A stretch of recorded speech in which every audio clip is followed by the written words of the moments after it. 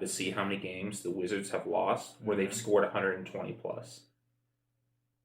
So just for shits and gigs. Yeah, because I think that Bradley Beal, seriously, his talent is so wasted without having somebody else to run with, and to have a team around him is just a sad thing. So it's I respect that man's game, I really do, and Which the Wizards are actually on a 3-game winning streak. Yeah, but still, I mean, I just really wish that somebody scored else 115, lost. Can you imagine Bradley Beal with someone like Kawhi Leonard as scored 121, lost? Yeah, they guarded anybody at all. Because I can't imagine Bradley Beal being on the Nets and having that having like Durant and Kyrie, or even a combination of Durant and James Harden, or even James Harden and Kyrie with him. And I just think that would, I mean, they would outshoot everybody, but unfortunately, it's like you're going to either win by 3 or lose by 3. It's like, which way do you go? They've lost 5 games scoring 120 or more points. I'm not gonna lie. I wish Bradley Beal would have been the new guy in Toronto. I feel like that Toronto team is so strong up and down. They just need that one superstar. Just that's the thing. Like, there's certain teams that have the guy, they have their team in place. They just need the guy. Then there's teams that have the guy, but they don't have the team around him. So, which is why I finally really like Utah this year. Oh yeah, because Utah has had those really good teams in the past, but they didn't have a superstar, and they didn't have that go-to guy. Yeah. But now they got it. Utah has all the pieces for a championship. Donovan Mitchell is a real superstar. Bonafide superstar. Give me the ball. I'll go get you a bucket when you get it. Yeah.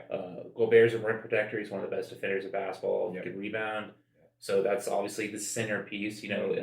Reminds me a lot of Tyson Chandler when the Mavericks won their title. Oh, yeah. So I can just kind of do it all. And just, like you said, just Ingles is a really good role player that can score for you.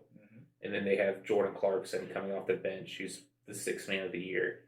So they have all the pieces you need to win a championship in the NBA. Not gonna lie, the West is actually really more interesting as a lineup. Like, I would rather see the West just go to the NBA Finals and just have them play it out. Do you know what I'm really excited for? What's that? The Knicks are going to be back in the playoffs. The Knicks are going to be a Knicks fans team. Better be excited for Tyler to say that, because man, that says a lot. That could be a 2-7 matchup with the Nets and the Knicks in the opening round of the playoffs. Wow, that's interesting. There you go, New York. There you go. Anyway, March Madness, first time in 2 years coming up. Can't wait. Oh man, knowing the fact that there's a possibility. Where are the Blue Bloods that could be out? Kentucky's not getting in. Duke's not getting in. Well, obviously they're gonna have an opportunity to win their conference tournament. So I honestly. Kentucky, I don't think Duke's getting in because the ACC is too tough. Yeah. I think the SEC is such a random crapshoot, and Kentucky still has all the talent in the world that if John Calipari can somehow rally that team for fucking 3 days to win that conference tournament, that wouldn't surprise me. Because we've seen it in the SEC before where teams like Georgia and South Carolina have won that conference tournament and stolen at-large bids. Mm-hmm. So that's one thing to keep an eye on. But Duke, toast, they're done. North Carolina is still floating around like the 10 seed line. Yeah. But they're super young and they got a ton of talent. That's another team that could get hot. But KU is the really one that I'm still looking on for because they have a 3-game stretch here to close out the regular season where they could play themselves into a 2 seed. It's a really tough stretch. They got Texas Tech, they got Texas and Baylor. So, I mean, if they go 3-0, they're a 2 seed. No doubt about it, they're a 2 seed with the quality wins and the schedule they've played. They'll be a 2 seed. But if they could somehow go without the Big 12 tournament, okay, I'm just saying, like, whatever happens in the Big 12 tournament, that they're going to get that 2 seed based on those 3 wins at the end of the season. Okay. Because then you're looking at KU team that has wins against Oklahoma. They'll have beaten Texas Tech twice. They'll have beaten Texas. They'll have beaten the top team in the country in Baylor. They would have beaten West Virginia.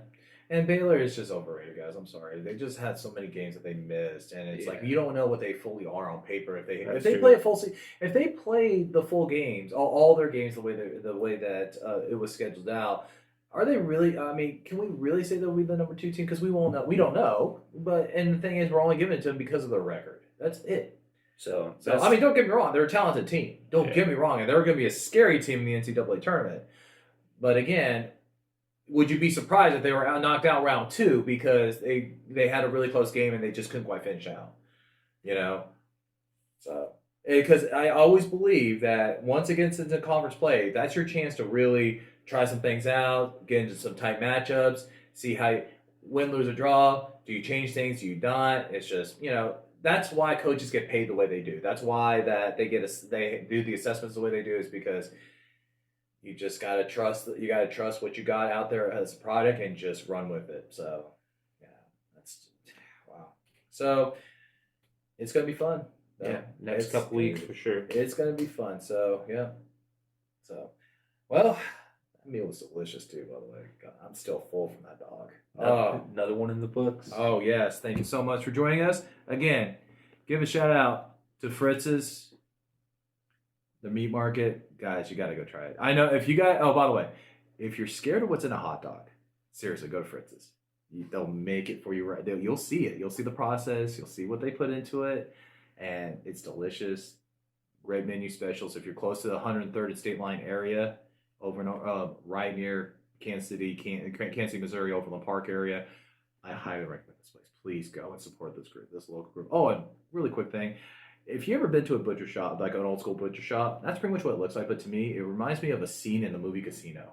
I feel like old mobsters are in the back playing in something. I just don't know why. Every time I walk in there, that's what I feel like is happening. It's not true. There's no truth to that at all, necessarily. I'm just saying that's what it reminds me of. It just reminds me of a scene of a gangster movie. So go check them out, though. They're great. And of course, my favorite bar in Kansas City, BREWTOP, local bar. There's one in Northland, one here in Overland Park. Again, if you're a vegetarian especially, they got great food. But if you're not a vegetarian, again, they have awesome food, great live music, and shout out to all the people at BREWTOP. You know who you are because I love all of you. They're like family to me, guy. Just like Tyler's like family to me. So, I mean, the city has really endeared me in many different ways. That's why I like to support. So, all right, man. But another one in the books. Guys, see you for the next one.